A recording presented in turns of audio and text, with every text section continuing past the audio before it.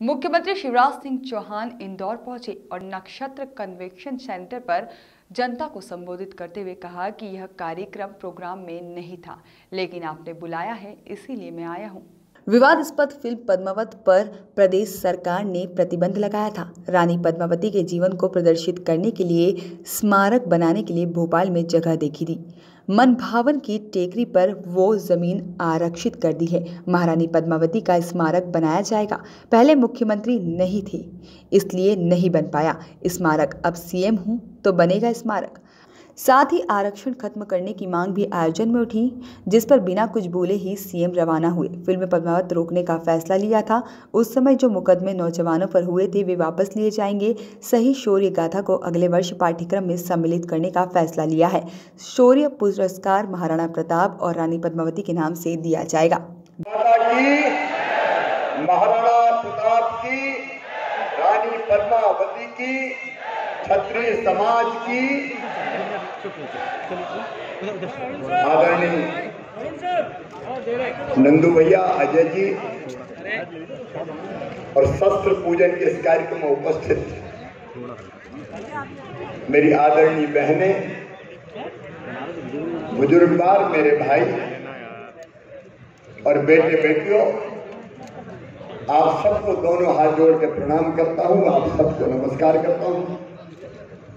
विजयादशमी का पावन पर्व कल गया है। आप सबको शुभकामनाएं, सुख समृद्धि और सिद्धि मध्य प्रदेश और देश की जनता की जिंदगी में आए, यही प्रार्थना मैं भगवान राम से करता हूं। आज मेरा कार्यक्रम नहीं था, लेकिन मुझे कहा विवादास्पद फिल्म जो हमारे सम्मान पर आघात थी, महारानी पद्मावती पर सबसे पहले मध्य प्रदेश में, देश में किसी राज्य ने प्रतिबंध लगाया था तो वो मध्य प्रदेश सरकार ने, जब मैं पहले मुख्यमंत्री था तब लगाया था। और मैंने कहा था कि हम पद्मावती का प्रदर्शन यहां नहीं होने देंगे। उसके बाद हम लोगों ने तय किया था कि रानी पद्मावती जी पर उनके जीवन को प्रकट करने वाला एक स्मारक बनाया जाए। भोपाल में मनुआ भान की टेकरी पर हमने जमीन आरक्षित कर दी थी। उस समय चुनाव आ गए और चुनाव के परिणाम के बाद में मुख्यमंत्री नहीं रहा, इसलिए वो बात वहीं की वहीं रह गई थी। लेकिन आज भी, अभी 5 दिन पहले मैंने उस जमीन को दिखवाया। मनुआ भान की टेकरी पर महारानी पद्मावती जी के स्मारक के लिए वो जमीन सुरक्षित है और मैंने आरक्षित कर दी है कि मनुआ भान की टेकरी भोपाल में बहुत प्रमुख स्थान है। वहां महारानी पद्मावती का, महारानी पद्मावती का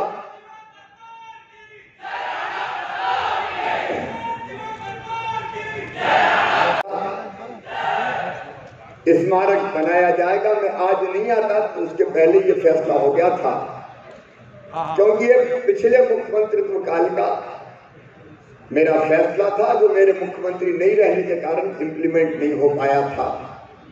अब मैं ईश्वर की कृपा से फिर बना हूं तो ये स्मारक, भव्य स्मारक बनाया जाएगा। और एक प्रतिनिधिमंडल, मैं समाज के पदाधिकारियों से आग्रह करूंगा कि आप 4-5 लोग तय कर दें और वो 4-5 लोग स्मारक का क्या स्वरूप हो उस पर बात कर लें, कौन सी चीज उसमें आनी चाहिए, ताकि उसमें कोई जो हमारी अपेक्षा है उस अपेक्षा के अनुरूप वो स्मारक बन सके। अब पद्मावती जी के ऊपर जो विवादास्पद फिल्म थी उसको तो मैंने ही रोकने का फैसला किया था, इसलिए रोकते समय उस पर अगर हमारे नौजवानों पे मुकदमे बन गए होंगे तो वो सारे मुकदमे वापस लिए जाएंगे, क्योंकि अन्याय का विरोध किया।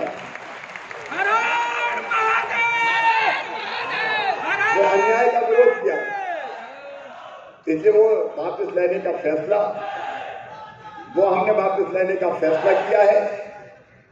और तीसरी बात, रानी पद्मावती जी के जीवन पर आधारित। क्या कहना चाहते हैं आरक्षण को लेकर? आरक्षण किस तरह चाहती हैं आप, कैसा खत्म हो जाए? जातिगत आरक्षण चल रहा है, जो मुद्दा चल रहा है, आप लोगों को सबको पता है ये बात, तो कि आरक्षण क्या चीज है और क्यों चाह रहे हैं हम लोग ये। जो आरक्षण दे दिया गया था, जो चला आ रही थी 70 सालों से, जो चीज चली आ रही थी, हम उस चीज को खत्म करवाना चाहते हैं।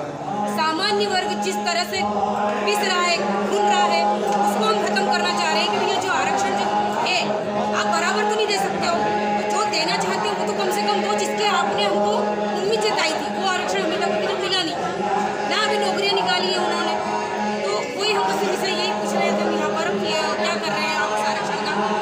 अच्छा, जिस तरह से आज सीएम साहब यहाँ पर आपने जब मांग उठाई तो सीएम साहब यहाँ से चले गए। जी, उन्होंने सुनी है क्योंकि उनके पास समय कम था और उन्होंने स्टेशन से बोला ये चीज़ कि समय कम है और मैं यहाँ पहले आ नहीं रहा था, लेकिन आए हैं वो थोड़ी देर के लिए, और इसका बड़ा धन्यवाद देती हूँ कि उन्होंने राजपूत सम्मान रखा है हम लोगों का, और वो आके उन्होंने हमारे लिए स्टेज पर हमारे लिए बोला भी है। और हमने यही सोचा था कि हाँ, हम आके उनको बोलेंगे भाई आरक्षण के लिए, पर क्योंकि उन्हें जल्दी थी तो वो चलेगा। बाकी हमने ये बोल दिया है, अब इतनी बात तो उन तक चली गई होगी, मीडिया के द्वारा भी चली जाएगी। मेरा नाम रेखा बेस है, मैं देवास से हूँ, करणी सेना की जिला। Bureau report, Canon news.